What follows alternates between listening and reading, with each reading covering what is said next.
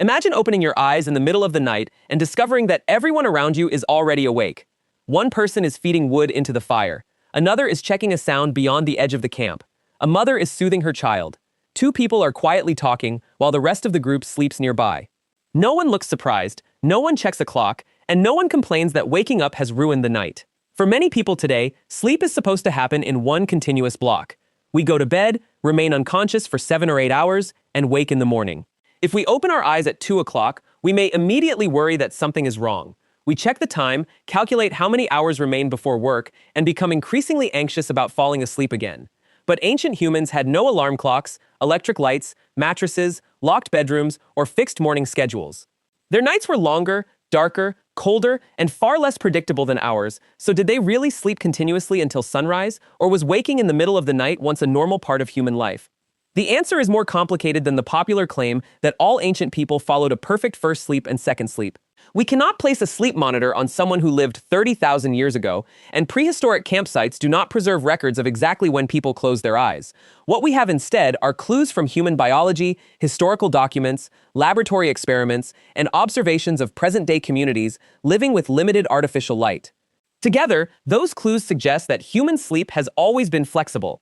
Our ancestors may have awakened for many of the same reasons we do, but in their world, being awake at night could also protect the entire group. Sleep is not a single, unchanging state. Even when you appear to sleep continuously, your brain moves through repeating stages. It passes from lighter sleep into deeper, slow-wave sleep, then returns toward lighter sleep before entering rapid eye movement, or REM sleep, when vivid dreaming is common. Between these cycles, brief awakenings can occur. Most are so short that you never remember them. You may move, adjust a covering, listen to a sound, and fall asleep again without forming a lasting memory. Waking during the night is therefore not automatically evidence that the body has failed. It can be part of the ordinary architecture of sleep. The difference is that modern people often interpret awakening as a problem. We see the glowing clock, remember tomorrow's obligations, and activate the very stress response that makes returning to sleep difficult. Ancient humans did not measure every awakening against an ideal 8-hour block. If they opened their eyes, they responded to whatever the night required, and slept again when conditions allowed. Imagine a prehistoric camp on an open savanna. The group has chosen a place offering water, fuel, and some protection, but it is not completely secure.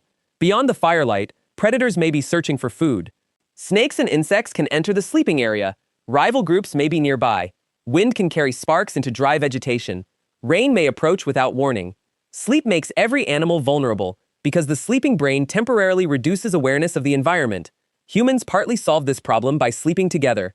One pair of ears might miss a sound, but an entire group was unlikely to become equally unconscious at exactly the same moment. Some people naturally fell asleep early. Others remained active longer. Older adults, parents, adolescents, and children could have different sleep schedules.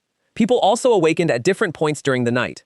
Without creating a formal guard rotation, the group might rarely be left completely unobserved. Research among the Hadza of Tanzania found a pattern resembling this kind of protection. Because individuals differed in when they slept and woke, someone was awake or only lightly asleep during almost every observed moment of the night.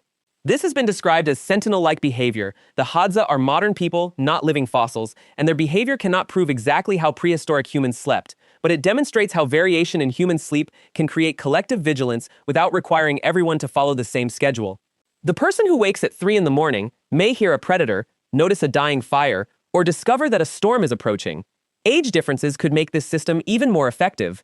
Young adults often prefer to stay awake later, while older adults commonly become sleepy earlier and wake sooner.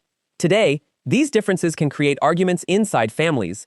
In an ancestral camp, they may have reduced the amount of time when everyone was asleep.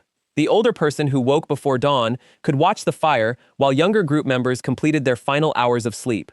The adolescent who remained awake late could notice danger during the first part of the night. The group benefited from variation. The night was divided not by clocks but by bodies. Fire changed the night even more. It provided heat, light, cooked food, and a signal that humans were present. It could discourage some animals and illuminate movement near camp, but it also demanded attention.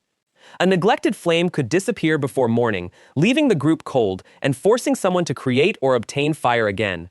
Too much fuel could produce dangerous sparks, while too little could allow the embers to die. Someone waking in the night might add wood, move a burning branch, or protect embers beneath ash. Temperature may have influenced sleep as strongly as light. Studies of the Hadza, San, and Tsimane found that people did not simply fall asleep when the sun disappeared. Sleep often began several hours after sunset as temperatures dropped, and waking tended to occur near the coldest part of the morning. Ancient humans may have shifted position when the ground became cold, moved closer to another person, adjusted animal skins, or awakened when the fire weakened. Wind, rain, smoke, insects, and temperature could repeatedly pull sleepers toward wakefulness. Babies created another powerful interruption. Human infants need warmth, feeding, protection, and reassurance throughout the night. A crying infant could wake the mother, other caregivers, and perhaps much of the camp. Shared sleeping also distributed awareness.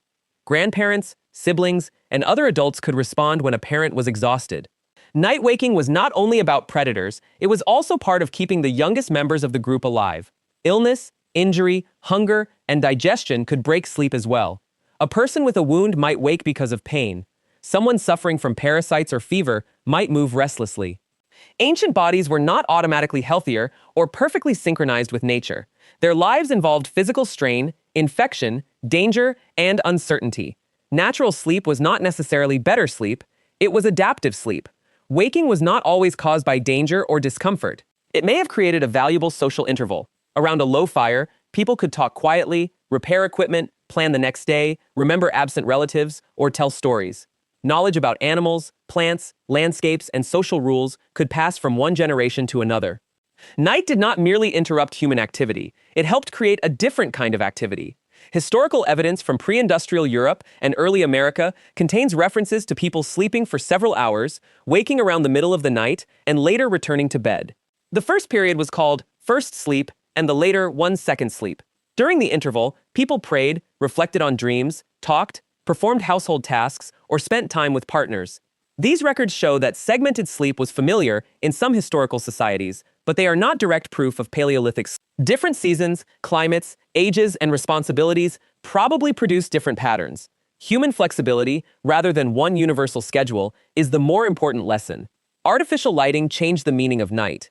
As street lighting and household lamps became common, people could work, socialize, read, and travel later. Industrial schedules required workers to arrive at fixed times. Sleep became compressed between evening activity and morning obligations. The clock became more important than the fire, the season, or the changing temperature. So why did ancient humans wake in the middle of the night? There was probably no single reason. They woke because human sleep naturally contains cycles and brief periods of alertness. They woke because fires required care, temperatures changed, children cried, bodies hurt, and unfamiliar sounds demanded investigation. They woke because people of different ages followed different internal rhythms. They woke because a group in which someone remained alert was safer than a group in which everyone became deeply unconscious at once. And in some societies, they may have treated the interval between sleeps as an ordinary time for conversation, intimacy, storytelling, or quiet work. The evidence does not show one perfect sleeping schedule that modern civilization destroyed. The deeper lesson is that human sleep was adaptable. Ancient people did not always fight nighttime wakefulness because waking was sometimes useful. It gave them a chance to protect the fire, listen to the landscape, comfort a child, or confirm that the group was still safe. Tonight, if you suddenly open your eyes while the world appears silent, your first instinct may be to reach for the clock. But before deciding that the night has gone wrong, remember that countless humans before you also woke beneath dark skies. Some listened for predators. Some added wood to the fire. Some whispered stories to the person beside them, and some simply waited until sleep returned. Perhaps the stranger question is not why ancient humans woke in the middle of the night. Perhaps it is why modern humans became convinced that they never should. If you want more animated explanations about prehistoric life, human evolution, psychology, and the ancient instincts shaping us today, subscribe to the channel and tell us in the comments, when you wake in the middle of the night, what is the first thing your brain tells you to do?